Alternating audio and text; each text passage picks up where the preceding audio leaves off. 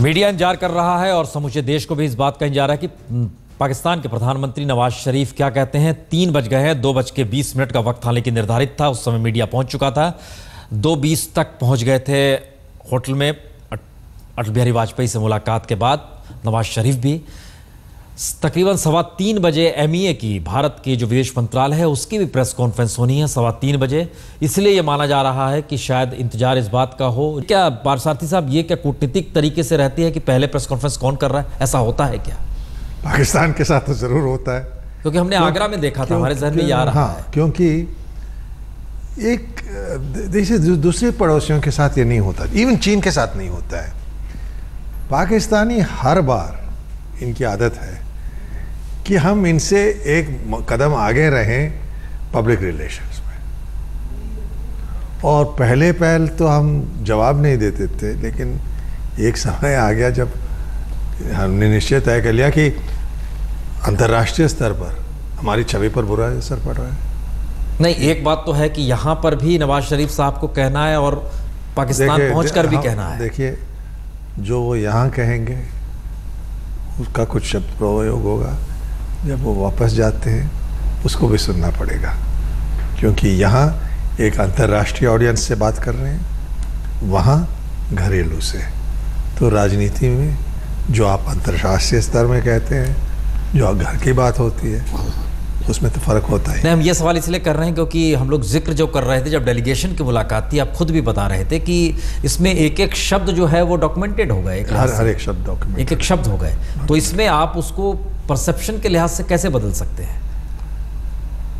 नहीं, देखिए, फर्ज करें कि हमने ये 26/11 का मुद्दा उठाया, हमने आतंकवाद का मुद्दा उठाया, तो जहाँ हमारी प्रेजेंटेशन होती है उसके बाद प्रेस को, उसको हम प्राथमिकता देंगे। जब शरीफ साहब वापस जाते हैं तो अपने पब्लिक के लिए ज़रूर कहेंगे कि मैंने कश्मीर का मुद्दा को बहुत सख्ती से उठाया, तो ये स्वाभाविक है। हाँ, ये स्थिति जो भारत में पाकिस्तान के साथ संबंधों को लेकर कूटनीतिक स्थिति रही होगी। जनार्दन व्यास जी, आप तो चूंकि गुजरात में नरेंद्र मोदी कामकाज संभालते रहे, पहली बार है कोई प्राइम मिनिस्टर ऐसा शख्स बना है जो पहले पार्लियामेंट में नहीं था, राष्ट्राध्यक्षों से सीधी मुलाकात नहीं होती थी, लेकिन अब करनी है और पूरी एक कूटनीतिकता करनी है।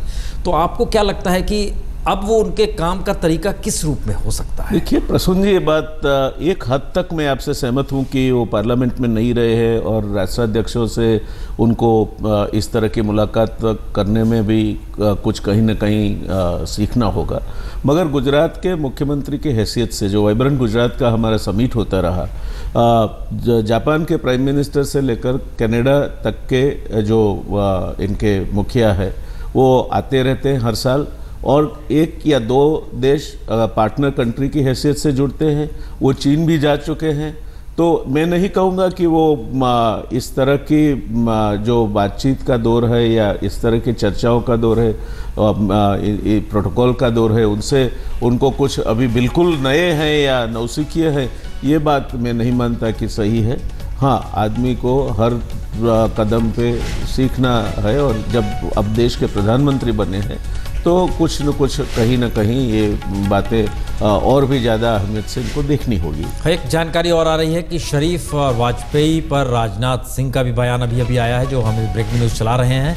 और शरीफ वाजपेयी पर जो मुलाकात हुई थी, असल में नवाज शरीफ साहब मुलाकात करने गए थे, अच्छे सेहत की कामना उन्होंने की है। अटल बिहारी वाजपेयी की तबीयत इस दौर में अच्छी नहीं है, और ख़ुद याद कीजिए तो जिस समय सेंट्रल हॉल में नरेंद्र मोदी जब भाषण दे रहे थे, उस समय भी उन्होंने कहा था कि एक ऐसा मौका है, अगर अटल बिहारी वाजपेयी जी भी यहाँ होते तो सोने में सुहागा होता। तो वाजपेयी की कमी कहीं ना कहीं खलती है, उनकी तबीयत खराब है।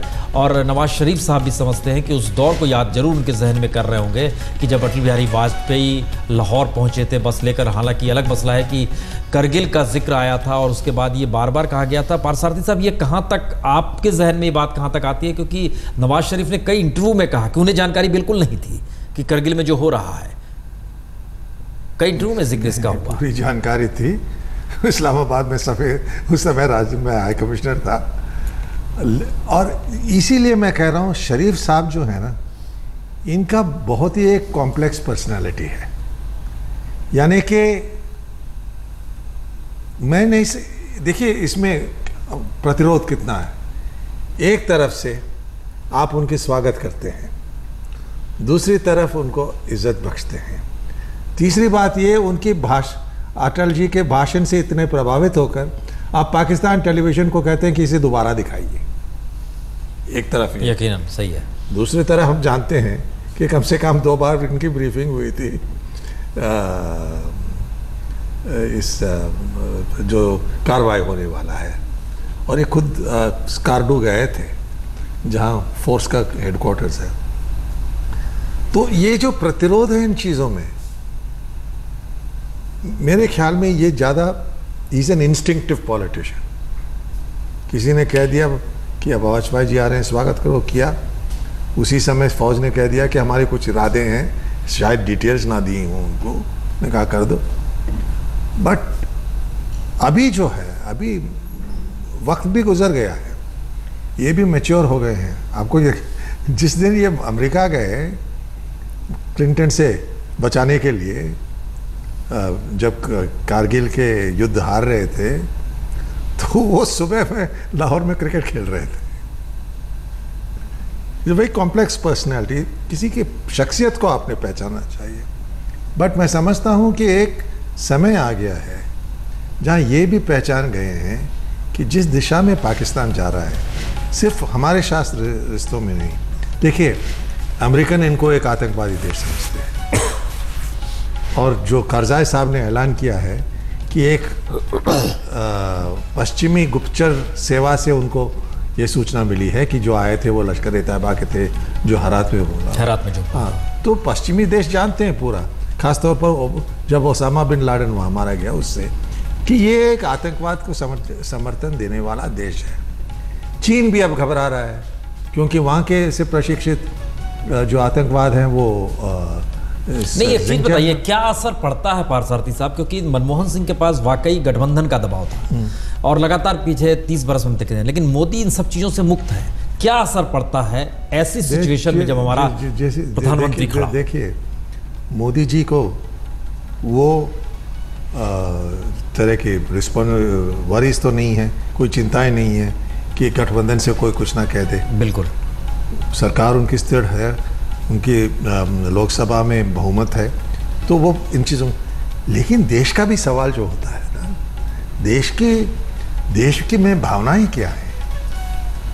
फर्ज करें कि आपने वो यहाँ आए और आपने कह दिया, जैसे कि शर्म एल शेख में हुआ, कि नहीं हम बिल्कुल भूल गए 26/11 को और बातचीत की प्रक्रिया चलती रहेगी। ज़रूर बातचीत की प्रक्रिया चलनी चाहिए, लेकिन हमारी प्राथमिकताएं क्या हैं, हमारे लोगों के दिल में प्राथमिकताएं क्या हैं, क्या चिंता है? आतंकवाद, और क्या लेना देना हमें पाकिस्तान से? तो ये जो बैलेंसिंग है ना, ये सिर्फ राष्ट्राध्यक्ष के स्तर पर किया जा सकता है और किसी के स्तर पर नहीं। विदेश मंत्री जो हैं जाएंगे, डॉक्यूमेंट पर सिग्नेचर होगा, कोई बातचीत की प्रक्रिया। तो यही वो दबाव है जो सार्क देशों को समझ में आया और दुनिया को समझ में आ रहा है कि पहली बार एक ऐसी ताकत मिली है भारत के प्रधानमंत्री को जिसमें वो निर्णय ले सकते हैं। नहीं, मैं समझता हूँ दूसरी बात यह है कि अगर ये मेरी निजी राय है कि कई लोग, और उसमें भारतवासी भी शामिल हैं, जो गलतफहमियां उन्होंने फैलाई है मोदी जी के बारे में सारी दुनिया में, कि ये आ जाए तो सारे इलाका में, दक्षिण एशिया में तनाव आ जाएगा। इस कदम से वो जो चिंताएं हैं और जिस तरह से उन्होंने स्वागत किया, तो ये कदम तो पॉजिटिव भी हो गया ना, एक पॉजिटिव निकला। हाँ, कुछ कमियां हो सकती हैं यहाँ वहाँ छोटी सी, लेकिन अगर आप बड़े तौर से देखें तो अच्छा रहा कि सारी दुनिया को आपने दिखा दिया है कि जो आप कह रहे थे हम घबराए हुए हैं, शायद ये परमाणु अस्त्र ना लगा दे, ये सब डरने की बात नहीं है, आपकी चिंता की बात नहीं है। हम एक जिम्मेवाराना देश हैं, जिम्मेवाराना सरकार है, हम चाहते हैं कि इससे संबंध अच्छे हों।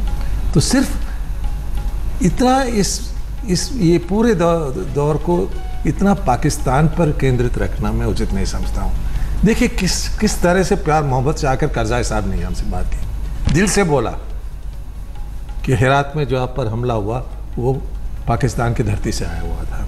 और कोई बोलते, जिस तरह से राम गुलाम साहब से लोग पूछे जाते हैं कि क्यों बुलाए गए, वो दक्षिण एशिया में नहीं है, असलियत यह है कि उन्होंने खुद इच्छा व्यक्त की कि वो आना चाहते हैं इसमें शामिल होने। इन सब के बीच एक दूसरी खबर आ रही है कि अरविंद केजरीवाल बेल बॉन्ड भरने को तैयार हो गए हैं। अगर याद कीजिए तो बेल यानी जमानत भरने से इनकार कर दिया था निचली अदालत में, उसके बाद ही आज मामला हाईकोर्ट में सुनवाई के आया। हाईकोर्ट ने भी कहा कि दरअसल जब तक आप बेल बॉन्ड भरेंगे नहीं, इस मामले में सुनवाई हो ही नहीं सकती है, क्योंकि एक छोटे से मामले को आपने बहुत बड़ा कर दिया है।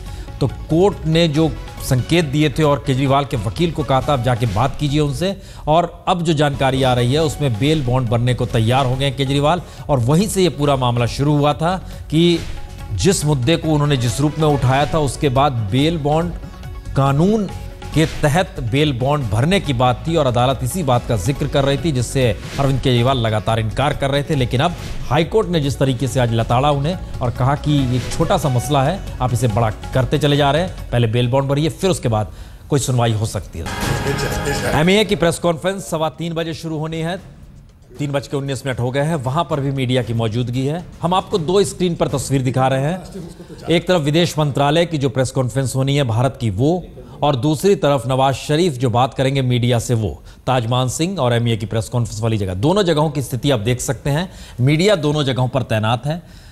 3:15 बजे का वक्त एमईए की तरफ से दिया गया था, विदेश मंत्रालय की तरफ से दिया गया था कि हम प्रेस कॉन्फ्रेंस करेंगे और सार्क देशों के राष्ट्राध्यक्षों के साथ जो भी बातचीत हुई है प्रधानमंत्री नरेंद्र मोदी की, उसको हम बताएंगे और उस पर सवाल जवाब करेंगे। लेकिन दूसरी तरफ नवाज शरीफ ने कहा था कि जो बातचीत हमारी हुई है हम इसको बतलाएंगे, और उसके बाद उनकी रवानगी शाम के 5 बजे होनी है पाकिस्तान के लिए।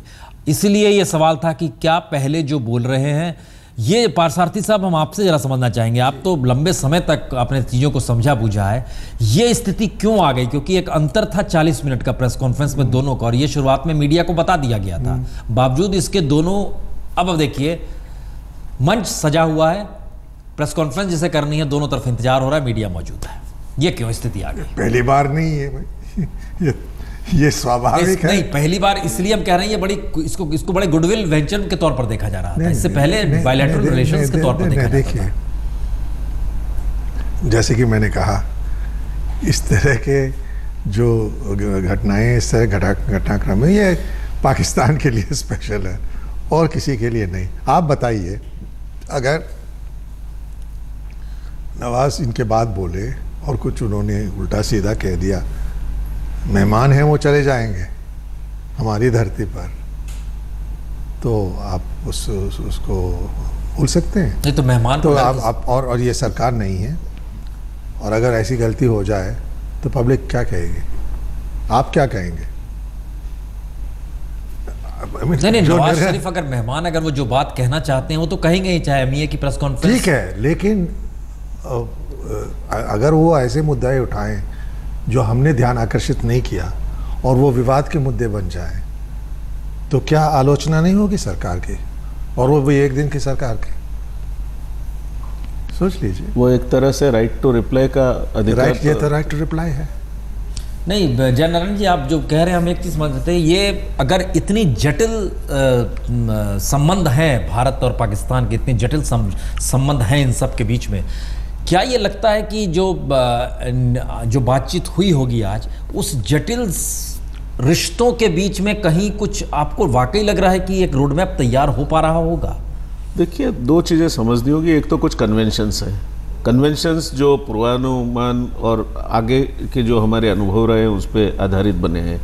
तो आज चाहे कितनी भी मधुर बातचीत हुई हो, कितनी भी आगे चल के कोऑपरेशन या अच्छे रास्ते पे चलने की बात हुई हो, एक मैं समझता हूँ कि जो हमारा कन्वेंशन रहा है और जो प्रथाएं हैं उसके मुताबिक जो पार्थसारथी साहब ने कहा, मैं मानता हूँ कि लाजिमी है, क्योंकि अगर नवाज शरीफ साहब कुछ ऐसी बात कह गए कि जिसके लिए हमें अपनी धरती पे आके अगर उन्होंने कुछ बोला है, सरकार का आज पहला दिन है और हम जवाब नहीं दे पाए, तो मैं मानता हूँ कि वो काफ़ी एम्ब्रासमेंट हो सकता है और वो उसको नहीं होने देने के लिए जो ये प्रिकॉशन लिए जा रहे हैं, मैं मानता हूँ it's perfectly in its place, वो लेना ही चाहिए। और नवाज शरीफ देर क्यों कर रहे हैं, फिर इसका क्या मतलब निकाला जाए? नहीं, उनका तो 5 बजे रवानगी है। 5 बजे रवानगी है, लेकिन लगभग 1 घंटा विलंब भी तो हो गया इस मीडिया को संबोधित करने में। ठीक है। मीडिया आप लोग अपने को बहुत समझते हो। नहीं, हम जो नहीं समझते, उन्होंने एक वक्त दिया, हम वो इसलिए राज समझ अध्यक्ष है, उनकी और कुछ प्राथमिकता उनकी भी कुछ प्राथमिकताएं रही होगी।